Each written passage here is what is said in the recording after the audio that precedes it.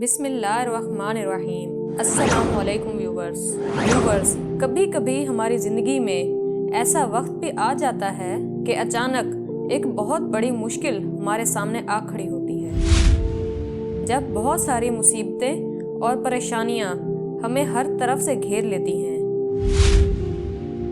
اور جب ہمیں لگتا ہے کہ اس مصیبت سے نکلنے کا کوئی راستہ نہیں ہے تو ہم بہت مایوس اور نا امید ہو جاتے ہیں۔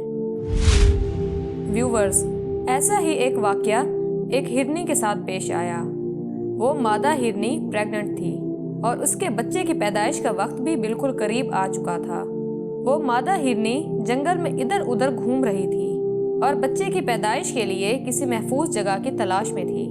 اس وقت موسم بھی کافی خراب تھا، آسمان پر گہرے کالے بادل چھائے ہوئے تھے اور بجلی بھی کڑک رہی تھی۔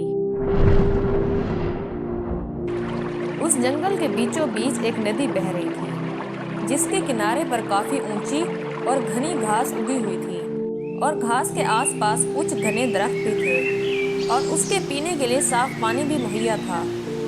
ان سب چیزوں کو دیکھ کر ہرنی کو وہ جگہ بچے کو جنم دینے کے لیے انتہائی مناسب لگی، لیکن وہ بالکل بھی نہیں جانتی تھی کہ یہاں پر کون کون سی مصیبتیں اس کے انتظار میں ہیں۔ ایسی حالت میں اتنا چلنے کے بعد ہرنی کو بہت شدید پیاس لگی ہوئی تھی، تو وہ ندی کے پاس آ کر پانی پینے لگی۔ پانی پینے کے بعد جیسے ہی اس نے سر اٹھایا، اس کا سانس جیسے رک سا گیا تھا۔ ندی کے کنارے پر جھاڑیوں کے پیچھے ایک شکاری چھپا بیٹھا تھا اور اس پر نشانہ لگانے کی تیاری کر رہا تھا۔ شکاری کو دیکھ کر جب وہ گھبرا کر پیچھے مڑی تو اس کے بالکل پیچھے ایک بھوکا شیر اونچی گھاس میں اس کے لیے گھات لگائے بیٹھا تھا اور اس پر حملہ کرنے کے لیے بالکل تیار تھا۔ اس نے دائیں طرف مڑ کر دیکھا تو اس طرف گھنی اور لمبی گھاس تھی، اور ابھی وہ اس گھاس میں چھپنے کے لیے سوچ ہی رہی تھی کہ اچانک زور سے بجلی کڑکی اور اس گھاس میں آگ لگ گئی۔ اب اس کے بالکل سامنے ندی تھی، لیکن ندی کے اندر مگرمچھ تیر رہے تھے۔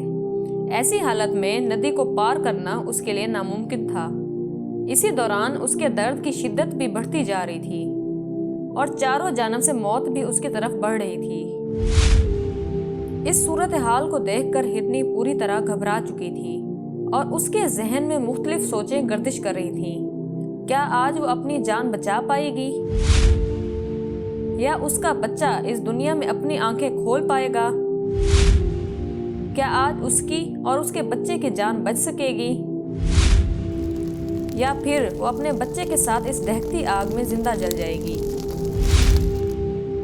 یا وہ اور اس کا بچہ اس بھوکے شیر کی خوراک بن جائیں گے، اور یا پھر شکاری کے تیر سے اس کا شکار ہو جائے گا، یا پھر ندی کا تیز بہاؤ اس کو اور اس کے بچے کو بہا لے جائے گا،